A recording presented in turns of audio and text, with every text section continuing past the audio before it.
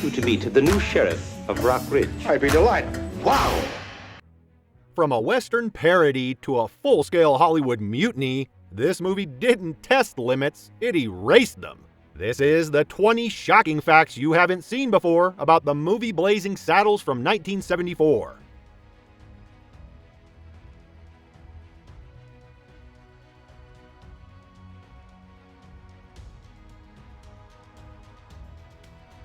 Studio executives hated the name. They thought it sounded dirty, suggestive, and risky. Some suggested safer options, but Mel Brooks refused every one. He said if the name made people uncomfortable before the movie even started, then it was doing its job. Many scenes had to be reshot because the crew couldn't stop laughing. Have a good night's rest. I missed you. That he laughed on every take, so it was very difficult to get that. Normally he doesn't laugh. Camera operators shook. Boom microphones dipped into frame. Even the assistant director had to be moved off set because his laughter kept bleeding into the audio.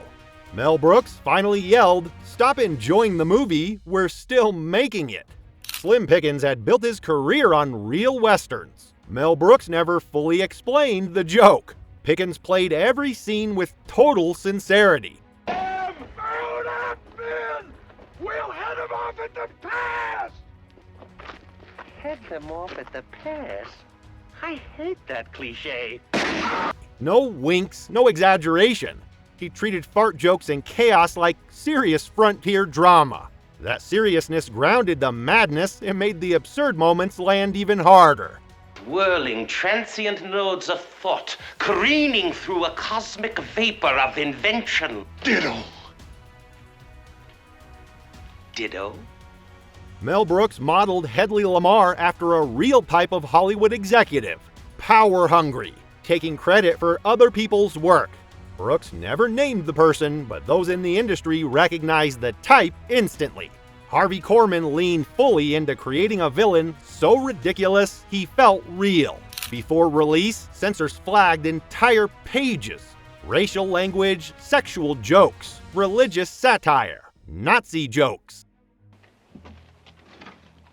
Excuse me while I whip this out. One warning reportedly said the film could end careers. Mel Brooks refused to back down. His argument stayed simple. If you remove the edge, you remove the point. When Warner Brothers executives first saw early cuts, they weren't laughing. They were terrified.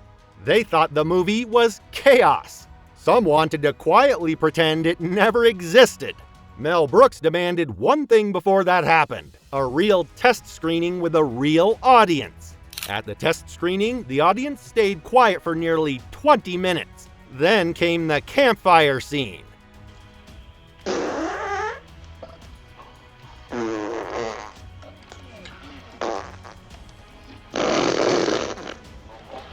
One sound, then another, then laughter exploded.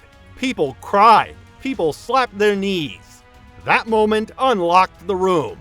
A single joke turned studio panic into confidence. J. La Petite.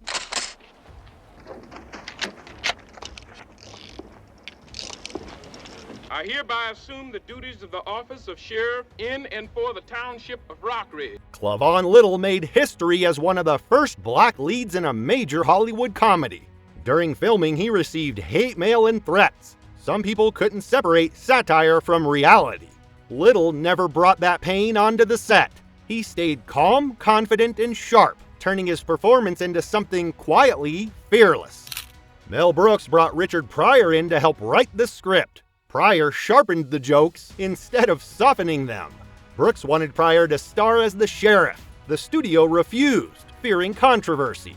Clavon Little took the role, but Pryor's voice remained everywhere. In the rhythm, the danger, and the discomfort the movie creates on purpose. Gene Wilder agreed to join the movie on one condition: he would play the Waco Kid seriously. No mugging, no exaggeration. Mel Brooks agreed immediately. That choice became the movie's secret weapon. Wilder's quiet, broken calm made every joke around him sharper and funnier.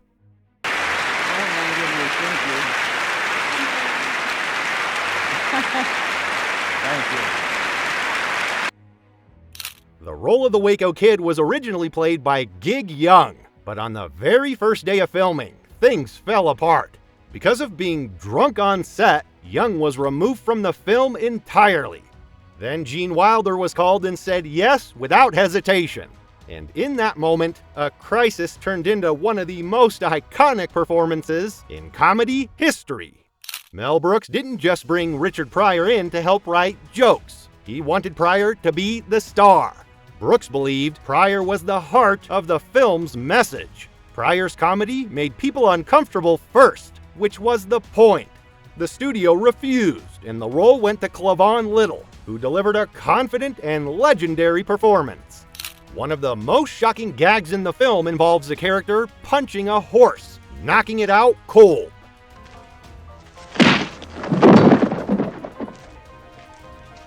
Audiences often assume it's fake.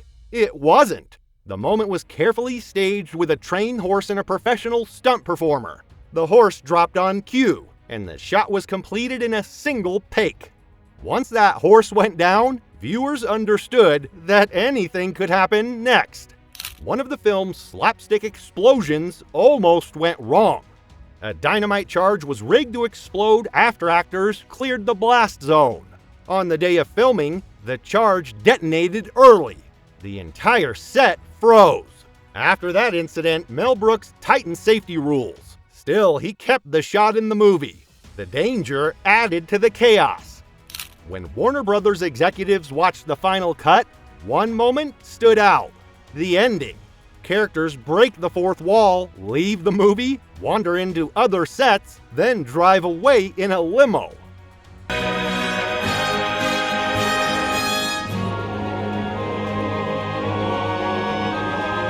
One executive asked a serious question. Why leave the movie?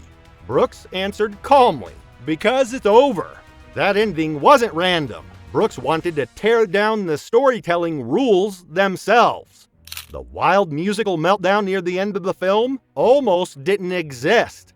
You're doing the French mistake, voila! All right, cut! Studio executives hated the idea. Mel Brooks ignored them. What came out fit perfectly. By that point, the movie had trained the audience to expect the unexpected. A tap-dancing meltdown made sense, because nothing else would have. Mel Brooks didn't stop at directing and writing. He put himself on screen in multiple roles. A clueless governor, Please do, sir. Thank you, thank you. These things are defective. Right as usual, sir. Show off. a Yiddish-speaking native chief. He didn't need preparation, he needed chaos. Those performances weren't about acting range, they were about tearing down systems that take themselves too seriously. Mr. Walter Mirish.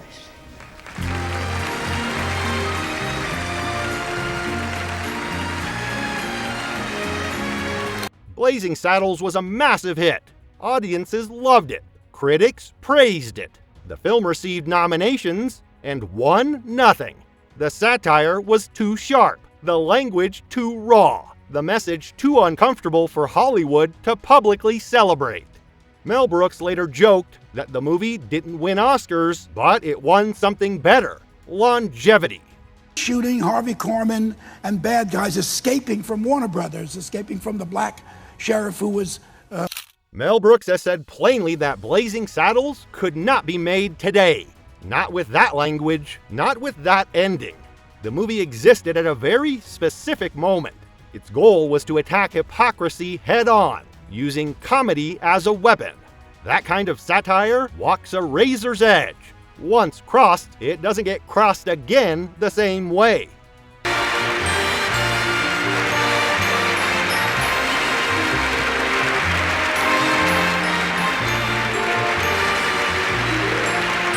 Mel Brooks offered John Wayne a cameo in the film's chaotic finale.